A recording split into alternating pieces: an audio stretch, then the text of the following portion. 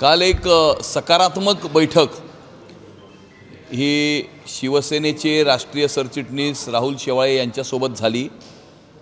यामध्ये प्रत्येक पक्षाच्या बलानुसार प्रत्येक कमिटीमध्ये कुठल्या पक्षाचे किती सदस्य येऊ शकतात या संदर्भामध्ये त्याचं प्रपोर्शन असेल, त्याचं पर्सेंटेज असेल, या संदर्भामध्ये चर्चा झाली। गट फॉर्मेशन, गटाचं रजिस्ट्रेशन हे करण्यासंदर्भामध्ये चर्चा झाली आणि महानगरपालिकेची स्थापना होईपर्यंत ज्या ज्या टेक्निकॅलिटीज आणि प्रोसिजरल फॉर्मॅलिटीज या ठिकाणी करणे अपेक्षित आहे त्या एकत्रितपणे आपण कसं करू शकतो आणि कसं पुढे जाऊ शकतो अशा अनेक विषयांवरती त्यांच्याबरोबर सकारात्मक ही चर्चा झालेली आहे। साधारणतः मुंबईचा महापौर या महिन्याच्या शेवटी बसेल अशा पद्धतीची चर्चा आहे।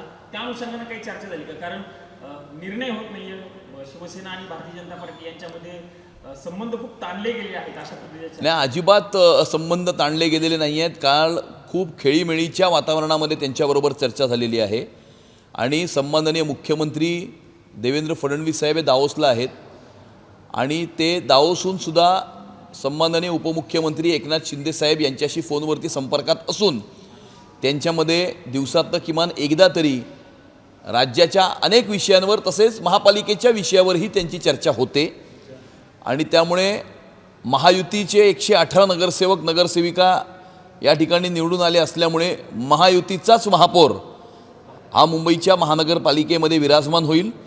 महायुतीच्या निवडून आलेल्या 118 नगरसेवक नगरसेविकांपैकी कोण त्या ठिकाणी महापौरपदी विराजमान होईल याचा निर्णय हा सन्माननीय मुख्यमंत्री देवेंद्र फडणवीस साहेब आणि सन्माननीय उपमुख्यमंत्री एकनाथ शिंदे साहेब आणि RPIचे केंद्रीय मंत्री रामदास आठवले साहेब एकमेकांची चर्चा करून करतील। सर, सगळी पदं भाजपाकडे राहणार का? कारण की भाजपाकडे नंबर आहे, त्यांचं वर्चस्व आहे फॅक्च्युअली, फिगर वाईज सगळ्या ठिकाणी। तर जे काल पण डिस्कशन झालं तर तिथे पण भाजप सगळ्या ठिकाणी पसरलेली दिसली असणार, तर ते त्यांना जास्त हे मिळणार का? सर्व पदं जी आहेत ती महायुतीला मिळतील आणि भारतीय जनता पार्टी, शिवसेना, रिपाई सर्व मिळून या ठिकाणी एकमेकांची चर्चा करून कुठल्या कमिटीचं अध्यक्षपद, त्या ठिकाणी कुठला नगरसेवक किंवा नगरसेविका विराजमान होईल हे आपापसामध्ये चर्चा करून त्या कमिटीला न्याय कोण देऊ शकेल, त्या कमिटीचा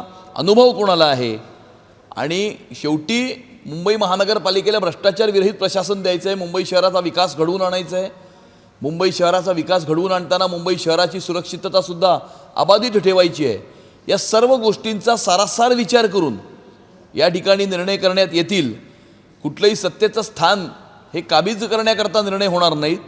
मुंबईकरांचं जीवन चांगलं करण्याच्या दृष्टिकोनातून, मुंबईकरांना ईज ऑफ लिव्हिंग देण्याच्या दृष्टिकोनातून हे सर्व निर्णय होतील। साठन साहेब, सगळ्यात महत्त्वाचा मुद्दा कालपासून चर्चा सुरू झालेली आहे की जागा वाटपामध्ये शिवसेनेला तुमच्याकडनं मुस्लिम बहुल भागातील जागा दिल्या गेल्या आणि म्हणून त्यांना जास्त पराभवाचा सामना करावा लागला। त्या अनुषंगाने चर्चा सुरू झाली, म्हणजे जाणीवपूर्वक त्यांना मुस्लिम बहुल जागा भारतीय जनता पार्टीकडनं जागा वाटपात दिल्या गेल्या अशी चर्चा सुरू झाली। या ठिकाणी जागा वाटपामध्ये आमची डिटेल्ड अशा प्रकारची चर्चा झालेली आहे।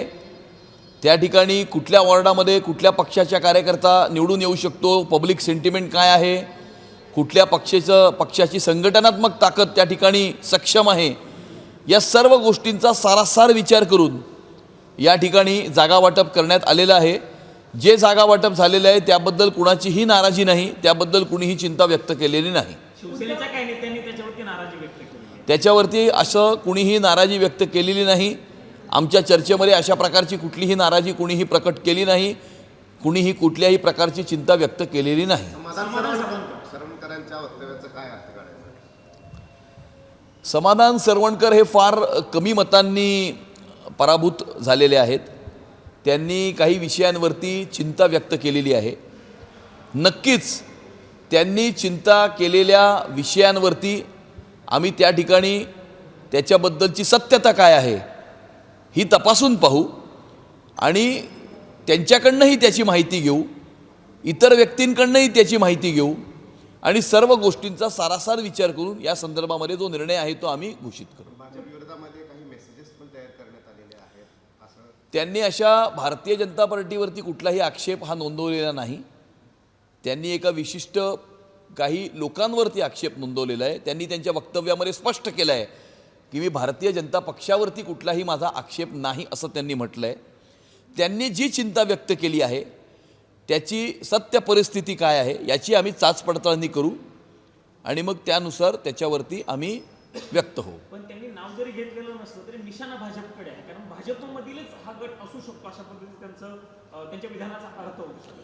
त्यांचा निशाणा हा भाजपकडे नसून मी त्यांचं वक्तव्य पूर्णपणे ऐकलेलं आहे. त्यांचा निशाणा भाजपकडे नसून काही व्यक्तींकडे आहे आणि त्यामुळे मी म्हटलं की त्याची सत्य परिस्थिती काय आहे ही त्यांच्याकडनंही जाणून घेऊ, इतरांकडनंही जाणून घेऊ आणि अशा प्रकारच्या व्यक्ती आपापसामध्ये चर्चा केल्याने जास्त चांगल्या रीतीने सुटू शकतात. अशा प्रकारे मीडियाच्या समोर अशा प्रकारच्या गोष्टी बोलणं हे टाळलं पाहिजे. उद्धव ठाकरेचे सर एक नगरसेवक आहेत ते सकाळपासून नॉट रिचेबल येत आहेत आणि त्यांना मोठा धक्का बसेल असं कुठे ना कुठे लोक सांगतायत, कारण की एक नगरसेवक नॉट रिचेबल म्हणजेच आता हळूहळू कोण तिथे त्यांना हायजॅक करते हा प्रश्न. नाही, आता या प्रश्नाचं उत्तर मी नाही देऊ शकत. या प्रश्नाचं उत्तर तर उद्धव ठाकरे देऊ शकतात की त्यांचा नगरसेवक त्यांना नॉट रिचेबल का झालेले आहेत याचं उत्तर तर उद्धव ठाकरे देतील. मी कसं देणार त्याचं उत्तर? त्यामुळे मला माहीत नाही त्याच्याबद्दल. फक्त मुंबईतच नाही तर इतर ठिकाणी भाजपवरती आरोप केले जात आहेत. पुण्यामध्ये तुमच्याच मित्र पक्षाच्या नेत्या आहेत रुपाली पाटील, त्यांनी भाजपवरती आरोप केला की तुम्ही निवडणूक हायजॅक केलेली आहे. खास करून त्यांनी स्पष्टपणे प्रभागावाईज त्यांनी आकडे दाखवले की कशा पद्धतीनं निवडणूक अधिकाऱ्यांना तुम्ही मॅनेज करा, असा थेट त्यांचा आरोप आहे. मला असं वाटतं की निवडणुकीच्या निकालानंतर काही लोकांना नैराश्य येतं. पराभव हजम करण्याची ताकद ही काही लोकांमध्ये नसते आणि त्यामुळे नैराश्याच्या भावनेतून अशा प्रकारची काही वक्तव्य काही राजकीय पक्षातील काही लोक करत असतात. मी त्यांच्याबद्दल सहानुभूती व्यक्त करतो. सर समाधान यांचं तुम्ही वक्तव्य ऐकलं किंवा कळालं तुम्हाला, तसंच आता भाजपमधून जितेंद्र राऊत जे आहेत ते एक फेसबुक पोस्ट लिहून सांगतात की कशा प्रकाराने भाजप जर लढली असती वेगळ्या वेगळ्या जागेवरून तर ते निवडून आले असते आणि इतकं मोठं फेलियर झालं नसतं. म्हणजे शिवसेना लढली म्हणून खूप अशा जागा होत्या जिथे फेलियर झालं. कुठल्याही पक्षाचा कार्यकर्ता असो, मग तो भाजपचा असो, शिवसेनेचा असो किंवा रिपाईचा असो, त्यांच्या ज्या काही चिंता आहेत त्या चिंता त्यांनी पक्षामध्ये व्यक्त केल्या पाहिजेत. अशा प्रकारे जाहीररित्या त्यांनी चिंता कुणीही व्यक्त करू नये आणि त्यामुळे अशा सर्व कार्यकर्त्यांना आम्ही समज देऊ. भाजपकडनं आता तक्रार देखील दाखल केली जाणार आहे, कारण समाधान सावंतकरांनी जे मेसेज दाखवलेले आहेत ते खोटे तयार केलेले आहेत असा भाजपचा आरोप आहे. त्या अनुषंगाने तुमच्याशी काही चर्चा झाली का मुंबई अध्यक्ष म्हणून? जे कोणी ज्या तक्रारी करत आहेत, जे एव्हिडन्सेस देत आहेत त्याची सत्य परिस्थिती ही तपासली जाईल. त्याची सत्यता काय आहे, त्याचं जेन्युइनिटी काय आहे हे तपासलं जाईल आणि मगच त्याच्यावरती आम्ही व्यक्त होऊ, मगच त्याच्यावरती आम्ही कारवाई करू. संजय जाधवचा एक नवीन वक्तव्य येते. ते म्हणतात की भाजपनं अगोदर ठाकरेंना संपवलं, त्यानंतर एकनाथ शिंदेना संपवण्याचा प्रयत्न चालू आहे. आता दोन्ही शिवसेनेनी एकत्र येण्याची वेळ आहे भाजपच्या विरोधामध्ये. हे बघा, राजकारणामध्ये किंवा जीवनामध्ये कुणीही कोणाला संपू शकत नाही, कुणीही कोणाला संपवत नसतं.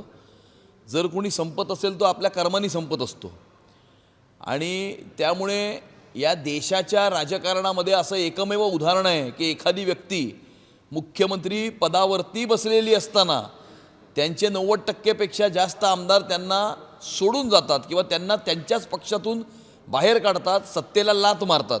असं एकमेव उदाहरण हे महाराष्ट्राच्या राजकारणामध्ये 2022 साली घडलेलं आहे आणि त्यामुळे हिंदू हृदय सम्राट शिवसेना प्रमुख बाळासाहेब ठाकरेंच्या हिंदुत्वाच्या विचारांना तिलांजली दिल्यामुळे उद्धव ठाकरेंचे 90% जास्त आमदार हे सोडून गेले, त्यांना त्यांच्याच पक्षातून त्यांनी बाहेर काढलं आणि एकनाथ शिंदेजी यांना मुख्य नेता त्यांनी निवडलं आणि आता एकनाथ शिंदेजींच्या नेतृत्वामध्ये शिवसेना हिंदू हृदय सम्राट शिवसेना प्रमुख बाळासाहेब ठाकरेंच्या विचारांना, हिंदुत्वाच्या विचारांना पुढे घेऊन जाण्याचं काम हे करत आहे. आता त्याच शिवसेनेच्या अनुषंगाने सुप्रीम कोर्टामध्ये सुनावणी पार पडते. मागच्या काही वर्षापासून उद्धव ठाकरेंकडनं सांगितलं जातं की मूळ पक्ष आणि धनुष्यबाण आमचाच आहे, पण त्यावरती सुनावणी होत नव्हती. आज सुप्रीम कोर्टामध्ये त्यावरती सुनावणी. यामध्ये ड्यू प्रोसेस ऑफ लॉ जी असेल ती फॉलो होईल.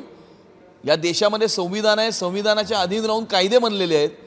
या कायद्याच्या अधीन राहून सन्माननीय न्यायालय आपला जो काही निर्णय आहे तो देईल as per due process of law. Sir, Mumbai महापालिकेच्या सत्ता स्थापनेसाठी भाजप शिवसेनामध्ये वाटीघाटी जे आहेत ते वाढताना दिसतंय. मुंबई भाजपला पाठिंबा मुंबईमध्ये देण्यासाठी शिवसेनेला नाशिकमध्ये वाटा मिळणार अशा कुठल्या गोष्टी आहेत म्हणजे या लेवलवर काय कुठे बोलणं सुरू नाही, यामध्ये अशा कुठल्याही प्रकारच्या काही वाटाघाटी होत नाही आहेत, कारण या काही वाटाघाटी करण्याचे हे विषय नाही आहेत. शेवटी महाराष्ट्राच्या जनतेला सोयी सुविधा देणं, महाराष्ट्राच्या जनतेचं जीवन सुकर करणं, महाराष्ट्राच्या जनतेचं ईज ऑफ लिव्हिंग इंडेक्स जो आहे तो वाढवणं हे आमचं उद्देश आहे. कुठलंही सत्तेचं स्थान काबीज करणं हे आमचं उद्देश नाही, कारण आम्ही सत्तेचं स्थान काबीज करण्याकरता किंवा अधिकाराचं पद मिळवण्याकरता काम करत नाही. आम्ही समाजामध्ये उभ्या असलेल्या शेवटच्या माणसाची सेवा करण्याकरता काम करतो आणि त्यामुळे महाराष्ट्रातल्या शेवटच्या माणसापर्यंत सोयी सुविधा पोचवणं हे आमचं एकमेव उद्देश आहे आणि ते करण्याकरता जे जे करावं लागेल ते सर्व आम्ही करू. काल एक एकनाथ शिंदे येत्या 2 दिवसामध्ये दिल्लीमध्ये येणार असल्याची माहिती मिळते. पक्ष शिवसेना भेटणार आहेत, नवीन राष्ट्रीय अध्यक्षांना भेटणार आहे. काय वाटतं की मुंबई महापौरच्या संदर्भामध्ये किंवा इतर महापालिकेचे जे निकाल लागले त्याच्यावर पण दिल्लीमध्ये चर्चा होणं शक्य आहे? नाही, एकनाथ शिंदे साहेब हे शिवसेनेचे मुख्य नेते आहेत आणि NDAचे एक फार महत्त्वाचे घटक आहेत आणि त्यामुळे NDAचे महत्त्वाचे घटक असल्यामुळे भारतीय जनता पार्टीच्या वरिष्ठ नेतृत्वाला ते वारंवार वेगवेगळ्या विषयांकरता भेटत असतात. आता नवीनच भारतीय जनता पार्टीच्या नवीन राष्ट्रीय अध्यक्षांची निवड झालेली आहे. त्यांनी काल फोनवरूनही शुभेच्छा दिलेल्या आहेत. येणाऱ्या काळामध्ये शिंदेसाहेब नक्कीच नवीन राष्ट्रीय अध्यक्षाला भेटतील, भारतीय जनता पार्टीच्या वरिष्ठ नेतृत्वालाही भेटतील आणि महाराष्ट्राच्या विकासाच्या दृष्टिकोनातून, महाराष्ट्राच्या प्रगतीच्या दृष्टिकोनातून, महाराष्ट्राच्या जनतेचं जीवनमान चांगलं करण्याच्या दृष्टिकोनातून शिंदेसाहेब नेहमीच भारतीय जनता पार्टीच्या वरिष्ठ नेतृत्वाची चर्चा करत असतात आणि त्यांच्याकडनं मार्गदर्शन हे घेत असतात आणि त्यांच्याकडनं मार्गदर्शन घेऊन माननीय मुख्यमंत्री देवेंद्र फडणवीस साहेब आणि उपमुख्यमंत्री शिंदेसाहेब दोघेही महाराष्ट्राला नंबर 1 करण्याच्या दृष्टिकोनातून काम करत आहेत. सर, काल एक बैठक झाली. आज तुम्ही आणि राहुल शेवाळे तुम्ही दिल्लीतच आहात. परत पुढे तुमची अशी बैठक होणार आहे का काय? नाही, आमची काल बैठक पार पडलेली आहे. सर्व विषयांची चर्चा झालेली आहे. मी त्या चर्चेची जी काही ब्रीफिंग आहे ती सन्माननीय मुख्यमंत्री देवेंद्र फडणवीस साहेब यांना दिलेली आहे. राहुल शेवाळेंनी ती ब्रीफिंग सन्माननीय उपमुख्यमंत्री एकनाथ शिंदे साहेबांना दिलेली आहे. आता सन्माननीय मुख्यमंत्री आणि सन्माननीय उपमुख्यमंत्री एकमेकांची चर्चा करून यामध्ये पुढे जी कारवाई करायची आहे त्या संदर्भामध्ये आम्हाला इन्स्ट्रक्शन देतील. मुंबईतून काही व्हिडिओ व्हायरल झालेले आहेत MIMच्या ज्या नवीन नगरसेविका म्हणून निवडून आले त्यांच्या की पुढच्या 5 वर्षामध्ये, विशेष करून ते मुंबईचे, पुढच्या 5 वर्षामध्ये संपूर्ण हिरवा हा भाग करून अशा प्रकारच्या पण घोषणा दिल्या आहेत. नाही, मला असं वाटतं की एक आंतरराष्ट्रीय दर्जाचं षडयंत्र हे संपूर्ण जगामध्ये रचलं जात आहे. जगातल्या काही पश्चिमी देशांमध्ये त्या शहरांचा रंग बदलण्याचा प्रयत्न होत आहे. त्या शहरामध्ये तिकडच्या जिहादी, फंडामेंटलिस्ट, रॅडिकल, सेपरेटिस्ट एलिमेंट्सनी त्या शहरांचा ताबा घेतलेला आहे. अशा प्रकारचा एक प्रयत्न हा मुंबई शहरामध्ये सुद्धा होऊ शकतो.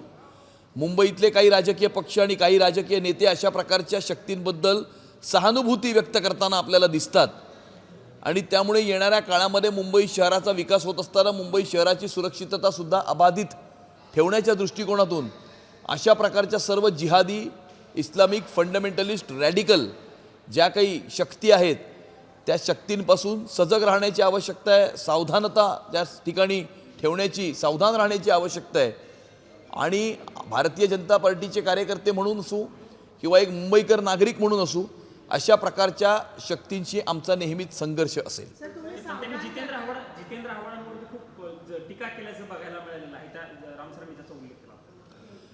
नाही, आता मला असं वाटतं की जितेंद्र आव्हाडांचेच ते कार्यकर्ते होते आणि त्या ठिकाणी तिकीट न मिळाल्यामुळे दुसऱ्या पक्षात जाऊन आता ते जितेंद्र आव्हाडांवरतीच टीका करतायत.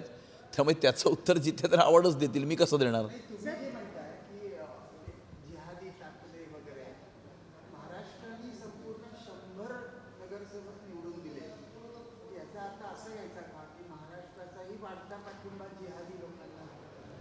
असे काही भाग आहेत ज्या भागांमध्ये एक विशिष्ट प्रकारचा पॅटर्न या ठिकाणी चालतो. तो पॅटर्न असा असतो की सरकारी जमिनींचा ताबा घेणं, त्या ठिकाणी इल्लिगल कन्स्ट्रक्शन करणं, त्यानंतर बाहेरून बांगलादेशी रोहिंग्या आणून त्या ठिकाणी वसवणं, त्यांना स्वतःच्या राजकीय अधिकाराचा उपयोग करून Aadhaar card, voter card, PAN card तयार करून देणं, त्यांना वोटर तयार करून घेणं आणि नंतर निवडणुकीमध्ये त्यांच्या माध्यमातून वोट जिहाद घडवून आणणं, अशा प्रकारचा एक विशिष्ट पॅटर्न हा आपल्याला काही भागांमध्ये बघायला मिळतो. मुंबई शहरामध्ये तो मानखुर्द शिवाजीनगरमध्ये बघायला मिळतो, गोवंडीत बघायला मिळतो, मालवणीमध्ये बघायला मिळतो, ऑफ लेट आपल्याला तो वर्सोळ्यात बघायला मिळतो आहे. असा प्रकारचा पॅटर्न हा आपल्याला संभाजीनगरच्या काही भागांमध्ये बघायला मिळतो. या ठिकाणी मालेगावच्या काही भागांमध्ये या ठिकाणी अशा प्रकारचा पॅटर्न आपल्याला बघायला मिळतो. आणि त्यामुळे अशा प्रकारचा पॅटर्न येणाऱ्या काळामध्ये पूर्णपणे गाडण्याच्या दृष्टिकोनातून जो आहे तो कारवाई होईल. या ठिकाणी बाहेरून येणारे जे बांगलादेशी रोहिंग्या आहेत त्यांना ट्रॅक करून या ठिकाणी AI आणि डिजिटलाइज सिस्टम्सचा उपयोग करून त्या ठिकाणी त्यांना पकडणं आणि मग त्यांना डिपोर्ट करणं, याच्यावरती आमचा भर राहील. आणि गेल्या 1.25 वर्षामध्ये 1000पेक्षा जास्त बांगलादेशींना या ठिकाणी पोलिसांनी पकडून त्या ठिकाणी बांगलादेशमध्ये परत एकदा डिपोर्ट केलेलं आहे. सर, तुम्ही सावधान करताय. मुंबई. मालेगावमध्ये MIM इम्तियाज जलील सांगतायत की एकनाथ शिंदे यांचा फोन आलेला, पण ते त्यांच्याबरोबर जाणार नाही. तर तिथे अलायन्स होण्याची शक्यता होती असं इम्तियाज जलील यांचं सांगणं हे बघा कोण काय सांगतं. नाही, पण तुमचंच अलायन्स आहे एकनाथ शिंदे यांच्या. नाही, एकनाथ शिंदे साहेबांनी त्यांना फोन केला असं ते म्हणतायत ना. एकनाथ शिंदे साहेबांनी कन्फर्म केलं का? हे असं केलं नाही. त्यामुळे कोण काही म्हणू शकतं, मला यांनी फोन केला, मला त्यांनी फोन केला, या अशा प्रकारच्या वक्तव्यांना काही अर्थ आहे असं मला वाटत नाही. आणि ओबीसी सगळ्या नगरसेवकांना वॉर्निंग देते की तुम्ही अजित पवार आणि भाजप बरोबर गेला तर तुमच्यावरती कारवाई होईल. ते आमच्यावर गेले काय, आम्हालाच ते नको आहेत. त्यामुळे ते आमच्याबरोबर आले तरी आम्हाला ते नको आहेत. देश विदेशातील प्रत्येक घडामोडींचे लाईव्ह अपडेट मिळवण्यासाठी आता साम टीव्हीच्या सर्व सोशल मीडिया प्लॅटफॉर्मला लाईक, फॉलो आणि सबस्क्राईब करा. तसंच सर्व नोटिफिकेशनसाठी बेल आयकॉन प्रेस करायला विसरू नका.